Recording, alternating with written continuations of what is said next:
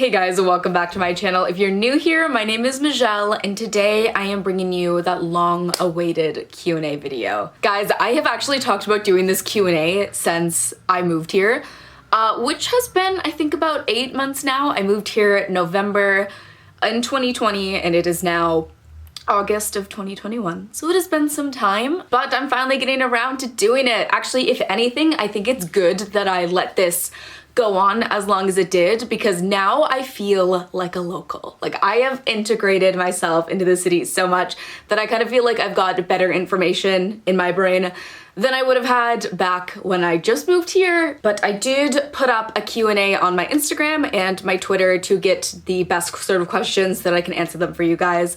I'm gonna start out the video by answering the questions that are a bit more like basic and generic, like ones that I just know would be good to know, and then I will go into the more like niche questions at the end. If you are doing a similar move, obviously I'd recommend watching till the very end because I'll touch upon everything that I think you should know by the end of it, so it just would probably be helpful for you guys to know everything like that. I will give a little bit of a backstory. I am here on the Tier 5 visa. What that is pretty much Canadians moving to the UK. And I think so, like, you get the option of like a lot of other countries. I just picked the UK, so that is where my knowledge is in. You get 2 years here, you can work anywhere pretty much, and you have to have like a certain amount in your bank account saved up. I believe the number when I moved was around £30,000, which currency conversion wise ends up being something like 7,000 Canadian or something like that. I can't remember the exact amount of money I saved. I think I saved around 9,000 Canadian before I ended up moving here, and spent that so quick because the currency conversion was obviously not in your favor if you're moving from Canada. To be eligible for the visa that I'm on, you just have to have that amount of money in your bank account, be a citizen from one of the countries that they listed, and to be under the age of 30. I just happen to fit all those 3 things. I get a lot of questions on my Instagram if it was like harder to do that during the pandemic or like harder to apply or anything like that. No, like it was the same exact process. Maybe the only difference is that when I did go to get my biometrics done in Ottawa, I know Ottawa, Toronto, and like other big cities have like areas that are like the visa centers, is that it was really like spaced out and your appointments was like farther apart. So maybe that's like the only minor inconvenience that I experienced. Other than that, very easy to get into the country, even though it was a pandemic. Obviously I quarantined for 2 weeks, but that was not a big deal. Although I do have to say November 5th was the day that England went back into lockdown. So I actually rolled up the day that England went back into lockdown. The security guard took one look at me and was like, "You're here on like a working holiday visa? Good luck." And because he gave me good luck, I have had great luck here. I have had a great time here. And so I'm gonna talk about my situation so that you guys can move here and have a great time here as well, because here is phenomenal. I'm gonna grab my phone. I didn't grab my phone. So Destiny asks how the process of getting the visa was, which I just answered. What made me decide on Edinburgh? I really do think that I've had Edinburgh in my mind as like the place for so long. But the thing that solidified it was that I went on exchange in England in a small town called Lincoln about 2-3 years ago now. And when my dad and my sister dropped me off, we did a little trip. We did London, Lincoln, Scarborough, and Edinburgh. As we were driving in, like this was before I even saw the city center, and like rural, like on the outskirts of Edinburgh is just like suburbs. I was like, I'm moving here. Like there's something about the good vibes here. I am moving here the second I possibly can. That happened, and now I'm here. So that is why I picked Edinburgh. It was literally just a feeling. Like, I love the city now and I can see it for what it is now. Edinburgh has an amazing art scene. Obviously Fringe, I actually just booked all my Fringe tickets. Fringe is happening. It's a huge like something for everyone kind of city. This is my first time living in like a bigger city, so maybe that is the case in a lot of cities. But I think the biggest thing is the ratio between nature and city. There's Arthur's Seat, there's Calton Dell, there's Blackford Hill. There's so many places here that I feel like I'm so surrounded by nature. Walk of Leith, like Dean Village. has everything I need so I can still get that nature side of myself satisfied while feel like I'm living in a big city. We're on the sea. Like if I want to go to the beach, I'll go to the beach. If I want to go walk and hike through the woods, I'll hike through the woods. Like it's got everything like that. She also asks, how did moving go? How did I find a flat? How did I find friends? How did I find flatmates?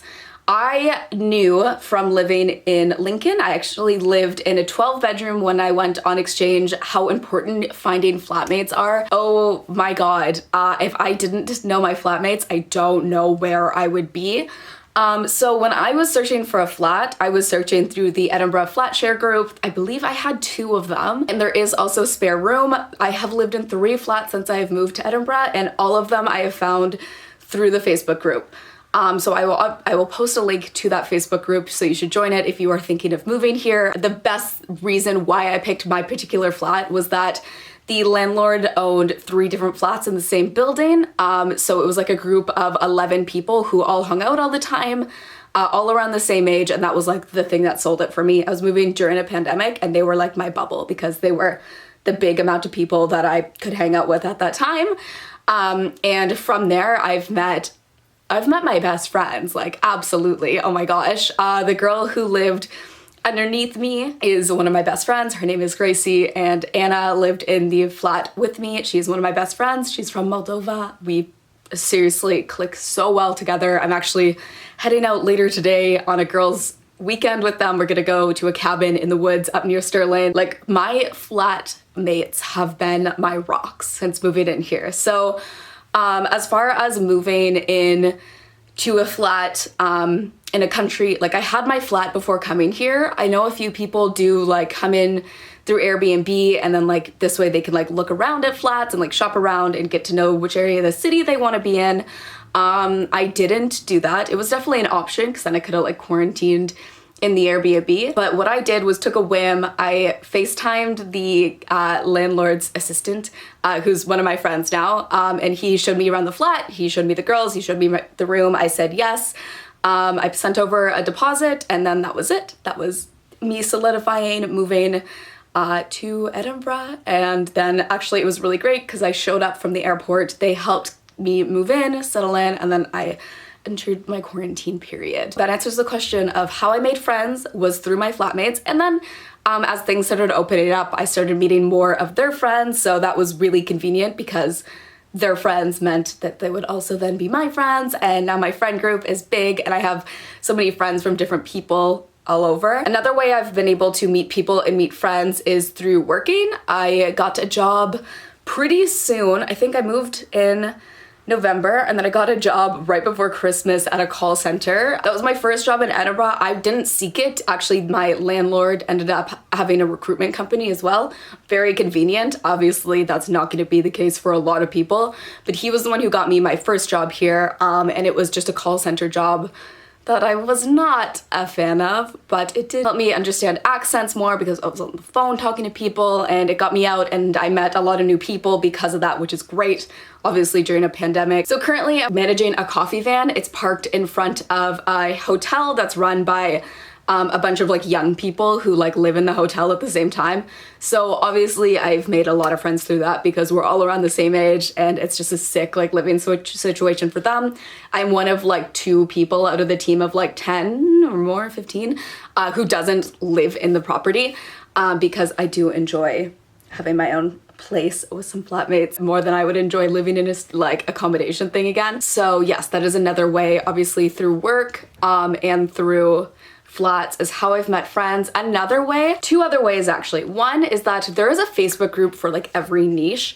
I am in quite a few different Facebook groups. I am in Wild Swimming Facebook group. I have not gone to meetups. And Meadow Share is a Facebook group that's like a really popular Facebook group in Edinburgh. If you have an interest, you can really make a post about like, oh my God, I would love to meet up with other girls who like want to take photos. I've met up with a girl to do photography because of Meadow Share. I was her like test model and we took some sick pictures. So it's really great and easy way to make friends through that. You are not the only one in the city who is feeling alone, especially because Edinburgh is such an international city that there's always ways to meet people through like online resources.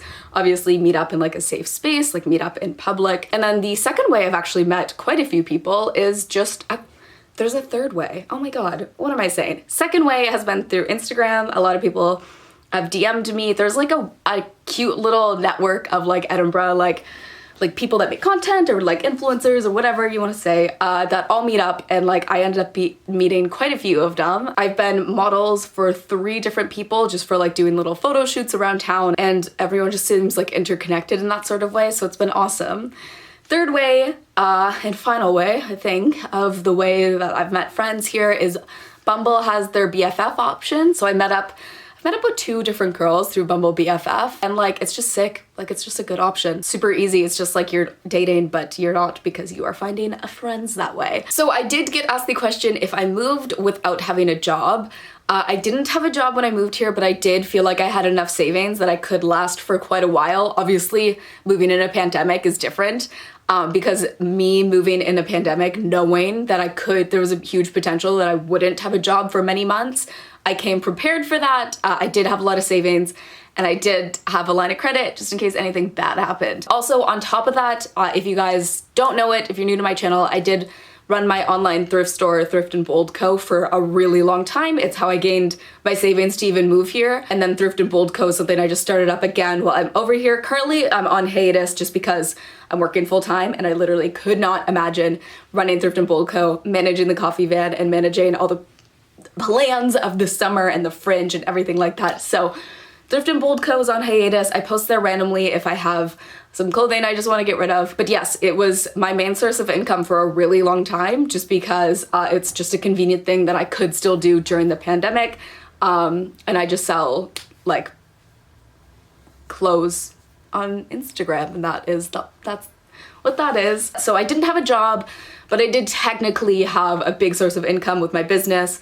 And I do make some money from like YouTube and TikTok, so it was enough to keep me afloat, definitely until I found a job. Obviously, that's not the same situation for a lot of people, but I do think that if there is a potential for you to do some digital nomad thing, depending on what your skill is, if you're really worried about moving somewhere without a job, try to think what your monetized skills can be.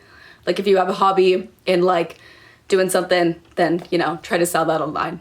Be a little freelancer. Oh yeah, and then how I handle getting a job as a non-citizen. I don't think I've had a lot of trouble with it. Sometimes I wonder if my name, because it's so French sounding, I'm majellelegros, if you want to be like really French about it, if it might like turn some people off, but I don't think I've had any problems with it so far. I'm currently looking, I worked in marketing for like 3 years in Canada. I'm currently looking for marketing jobs now, so I'll keep you updated on that.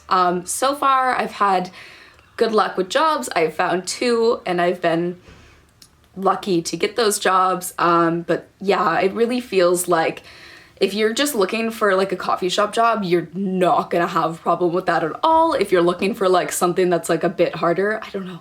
Being in a pandemic is making everything so much harder that like the advice I give here is very specific to my experience during the pandemic, and like it's obviously harder for me to find a marketing job right now because it's a global pandemic. A lot of people lost their jobs, and a lot of people are applying for the same jobs as me right now. But I do still feel like I'm being considered. If anything, it might set you apart and to have like experience in another country, especially if like, for me, for marketing, if their target demographic is somewhere in the Americas, then it's like I come as a niche because I can help them out with that sort of like selling to that sort of market. So just like explain your skills in like that sort of way. All right, I've got the 2 questions of how did you make a plan financially for moving to a new country, and is it more expensive compared to Canada? So I will answer the first one. How did I make a financial plan? I really set my bar, my benchmark as just, if I could fit the amount of money that I could get for my visa, like the £3,000, then I would have that, and that would be like my goal. And then anything more I made on top of that was gravy. Like, what a weird expression. And I saved as much as I physically could from the second I made the decision to absolutely go. I was gonna move in November, that was my deadline. It was the second I got my visa, I would peace after like a month and like get my ducks in a row, quit my job, vamoose out of there. So financially, I am not that person who plans things to a T. I am not. I just knew I would have an amount of money. It ended up being 9,000 Canadian dollars. And that would be, I think that's like 4,500 GDP. And that would be enough. Like whatever happened, I would figure it out. Rent, that kind of worked. So rent here, since obviously I should mention how much rental things are, really ranges. Right now, the current room I am in right now, I pay $325 and then like a little bit of bills on top of that. It's the cheapest place I found though. $325 for a place in Edinburgh has been phenomenal. I live in a 5-bedroom, so obviously keep in mind that it's gonna be cheaper if you share with a lot of people. Like obviously it's gonna bring down the price. It might not be your vibe, but my cup of tea is living with a lot of people. I'm an extrovert. I love meeting new people like this. And then on the flip side of that, the most expensive place I've seen is around like £600, and it's usually all inclusive if it's 600. But yeah, I would say it ranges from like £300 to £600 for like a room. And a place. 600 is obviously the nicer room. 300 is obviously, I mean, I love the room I'm in right now, but it's on the smaller side. So like just kind of keep that in mind financial wise. And then the question of, is Canada cheaper than Edinburgh? Yes. Yes, Canada is way cheaper than living in the UK. I did not realize it until I moved here, but the way I explain it to people is that if I'm buying a cup of coffee in Canada, it's $2. If I'm buying a cup of coffee in the UK, it is £2, which feels all right, you know, like in my brain that makes it easy. If I'm buying a jumper is 30 quid, cool. Jumper's $30 back home.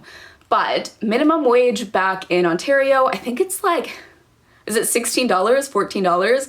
Whereas minimum wage here is like $9.50 or something like that. So like, like I'm obviously used to making more money if I live in Canada. And actually the one reason why I would move home is because of this weird difference in GDP versus pay range. Because like when I graduated uni in Canada, one of my first jobs annually was, and is this weird that I'm talking about financial things? I guess it's just good that you guys should know this. My first job annually was $37,000.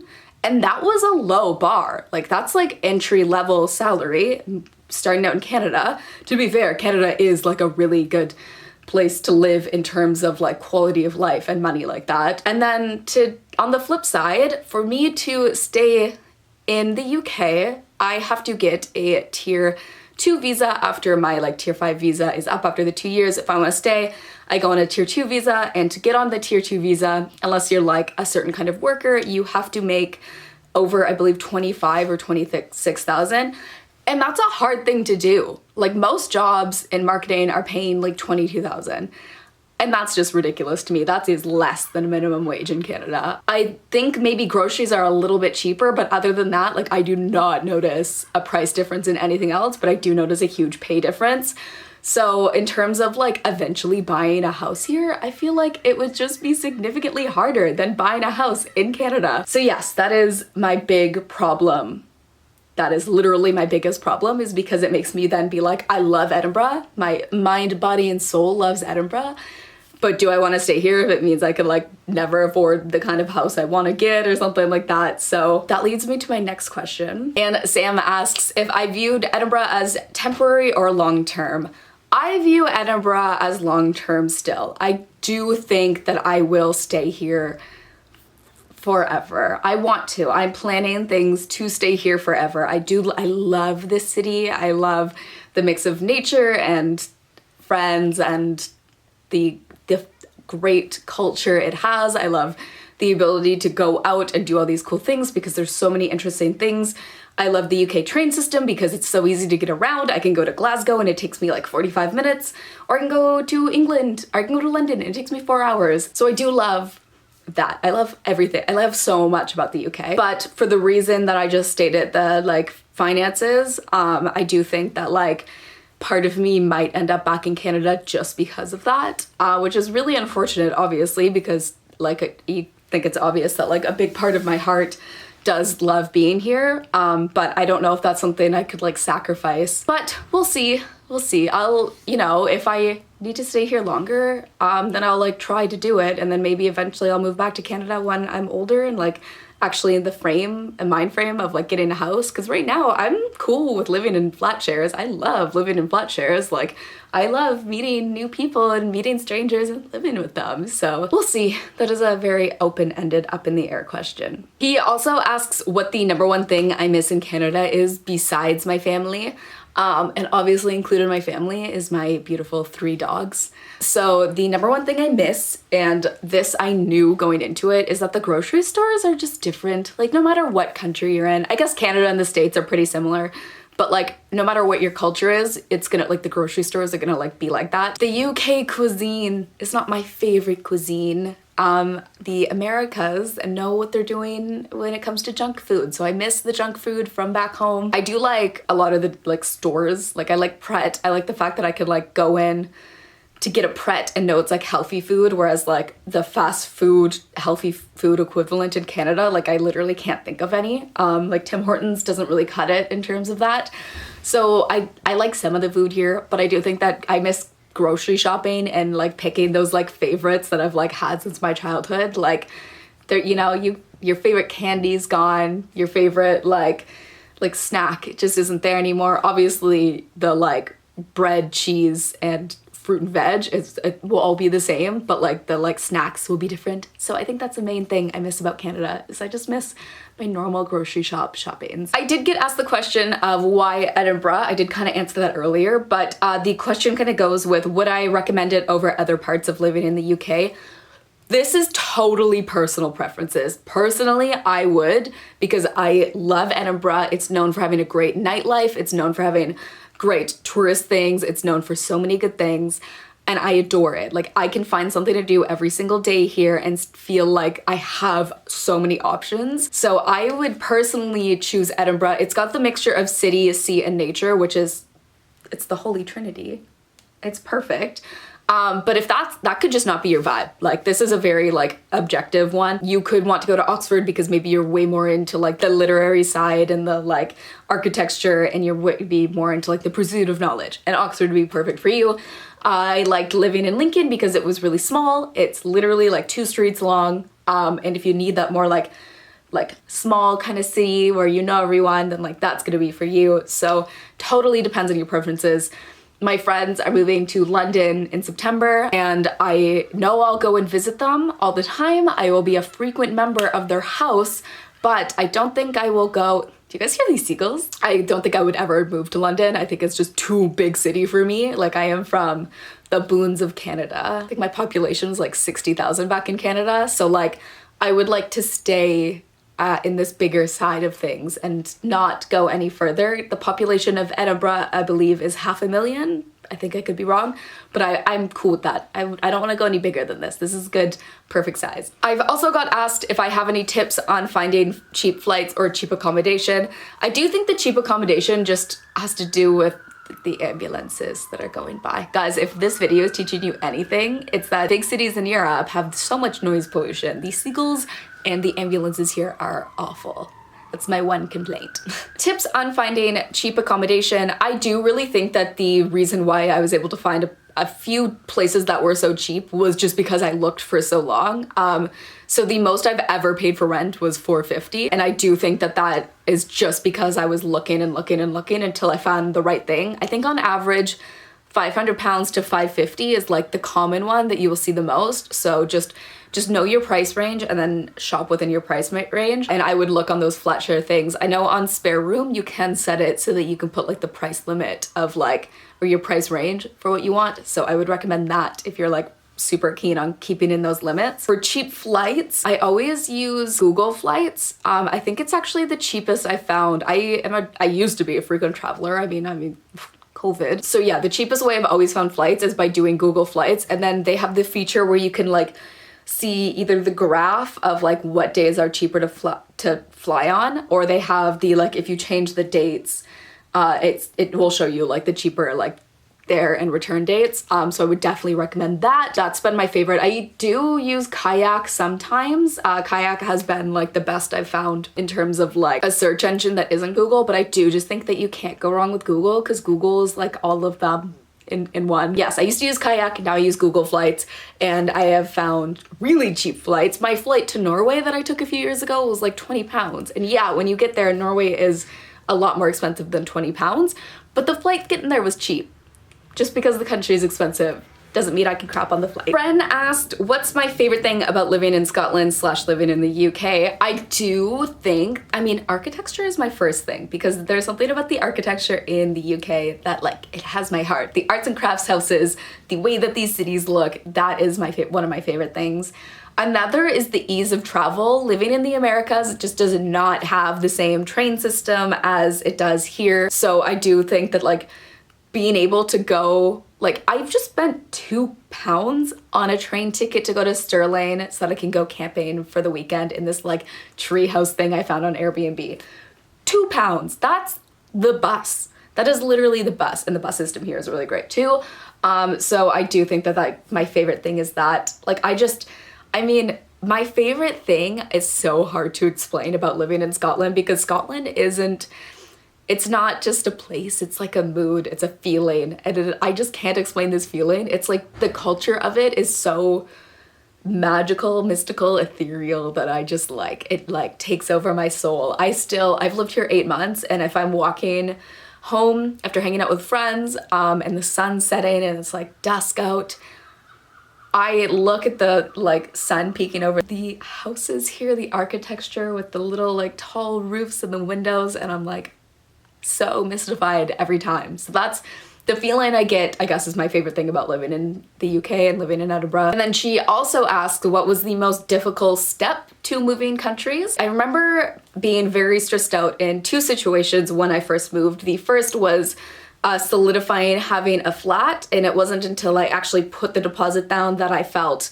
okay and that I felt safe. I know that I got my visa in, and then I had 30 days before my flight before I was moving, so I knew that I kind of had like a deadline to find a place, but I was so stressed and was like scrolling and like waiting for Calvin to answer me back, the like person I was communicating for the flat, so that I knew that I would have it and knew that I'd be okay. That was a really big stressor then, but obviously it was one of those things that, like, once I got it, it was fine and it worked out perfectly and it was great. The next stressor was finding out if I got my visa or not. Getting a visa process is like, it's pretty much like they do a tier system and you just have to like get the points. So like you have like 1 point if you are under 30, cool, check that. You have another point if you can show in your bank statement that you saved enough money, check. Another point if you are Canadian, check. It's like, if you fall into those categories, you're gonna get it as long as you don't have a criminal record. So maybe take this as inspiration to never like start a bar fight and accidentally do something. Don't steal, because you might not be able to move to Europe one day. I got another question that asks if I ever feel lonely. I don't feel lonely here. I am really fortunate that I'm an extrovert by nature, so me seeking out friends is not a problem. I actually realized the other day that this is like my 3rd time I've moved somewhere where I didn't know anyone, and I think because I'm used to that, I feel like I've got these like steps in place. It's obviously a lot easier if you're in school to make friends. So like the first time I moved away, I went to Bishop's University back in 2016, and I didn't know anyone and I was absolutely fine. And then I think I really liked the thrill of moving places where I don't know anyone, because I went on exchange. Again, being in a student setting, because there's like clubs you can join and everyone's kind of in the same boat as you, was easy. So though moving not as a student in Edinburgh, I was so scared I would be lonely. Of course I was scared I'd be lonely. I love interacting with people, but my steps for friendship, like I already explained earlier, finding a flat, Bumble, doing all these like meetups and stuff like that just to meet people. Like the internet is great for helping you find friends, Instagram, like everything like that. I do think that there's a lot of opportunities. People are always in the same boat as you. Like if you feel lonely, someone else is feeling lonely, and they will always be able to help you with that. I got asked if I knew the city before I moved into it. The answer is, besides like the 2-day trip I did here like 2 years ago, I did not know the city. I just knew when I was looking for a flat, I wanted it to be central and I wanted it to be near a Pret, and that was all. I have walked all over this city. Guys, I have gained calf muscle galore for moving into the city.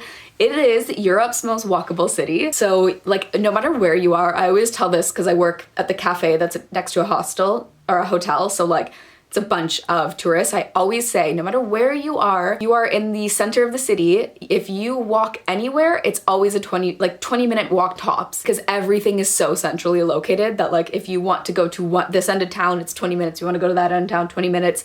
It's a bit farther to get out to the sea, but it's still like a 40-minute bus. So it's super, super convenient. So I will say that like I didn't know much about the city before I moved here, but I did know like castle's in the center, shopping's here, I'll be okay. So no, it wasn't a city I was familiar with. I do like exploring things and finding that out after and like finding new places. So I was very okay with that. All right, and then I also got the question of how I feel about leaving everything behind, my furniture, my books, my clothing and stuff like that. I don't think it's a good feeling. Obviously, like, I don't know. I collected a lot of things to make my room really personable. You can see I have filmed room tours about my room in Canada before. Maybe I'll link them. So like, I really do love a lot of the things. But I guess moving kind of teaches you like to not put so much emphasis on your personal belongings. The things I miss most, like I know my books will be there. I know my parents will have my books in storage. In worst case, like if we sell those books, like there's other copies of books, it's okay. The things I miss the most are the clothes that I left behind, thinking that my parents would ship them here. I left a lot of my summer clothes behind because if you know me, if you watch my YouTube, I do definitely love clothes and have owned so many clothes. I left a lot behind thinking that, okay, like I moved in November, by the time summer comes around, my parents will like ship me the other clothes that I left behind. And I've asked them to do it so many times. I just don't think it's happening at this point. It's August now, summer's kind of over. Maybe next summer I will see those clothes. I actually have no plans at all to go back home to visit Canada in the 2 years that like I do have this visa. I might need to go back in case I need to like switch visas over, kind of considering the situation where my visa ends and then I go and get my master's here, but international fees to get your master's set. Played around with the idea of getting my MBA at Oxford, looked it up. One bit of a big dream to be like, I'm gonna get my MBA at Oxford. Let me just apply and automatically get in. But if that wasn't a barrier, the 65,000 pound barrier for getting an MBA at Oxford would be it. I do think that at the end of my 2-year visa, it is either I'm gonna be a student and get my master's, which could be fun. I have went to college before, I went to uni before, might as well get my master's if I feel like it, and be in student debt again, woo. Or I would be then sponsored by a job, which is probably the more likely thing to happen. I've got a bit of time now to look for a job and I'm in the pursuit of a job that would sponsor me now anyways, so that is what I am doing. What other questions do I have? One of my last questions I have is, do I feel like I don't belong in Canada anymore? No, not at all. Actually, I will explain this in the funniest way, is that you don't think of yourself as being Canadian. Like you don't realize those like little cultural things, like those things you do or those things you say until you are around a bunch of other international people and you say something like about a loony or a toonie and all of a sudden your Canadian accent is there and people point it out and we're all laughing, and that is when I feel my most Canadian. I don't feel my most Canadian at home at the cottage, like drinking some Molson Canadian or whatever. Like I'm not there thinking I am so Canadian. But when I'm out surrounded by a bunch of international people and I do something that is very much like my like culture, my Canadianness comes out, that's when I feel Canadian. In a weird way, I do feel a lot more connected to being Canadian now that I've left the country than I ever did in it. Do I feel like I couldn't go back home? I know. I will never set foot in my hometown again because I have severe anxiety about my hometown. I talked to my therapist about it. I have nightmares about it. I will never go back to my hometown. Do I think if I move back to Canada, I could live in British Columbia, like Kelowna, or like somewhere in BC and just live a good life? Absolutely. I do see a lot of really good things about Canada. Obviously, there's a lot of stuff about Canada right now that is coming out that is super unfortunate and super bad and makes me not want to go back to Canada and makes me not like our country. But living in the UK is gonna have the exact same bad history too. Living in Scotland, living in England, like these are the people that came to Canada and then did those awful things. So like, there's nowhere safe.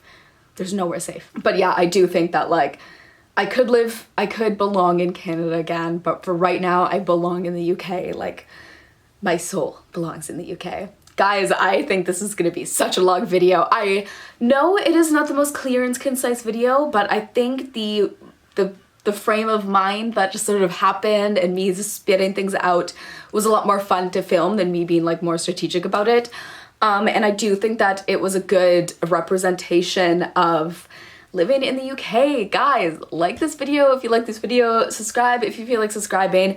If you have any other questions, put them in the comments and I will answer them, because I couldn't obviously get everyone's question in right now, but if there's other questions, then put them there. Or if this video has made you think of anything else to say, if you already did ask a question, then just ask it down below. Okay, bye.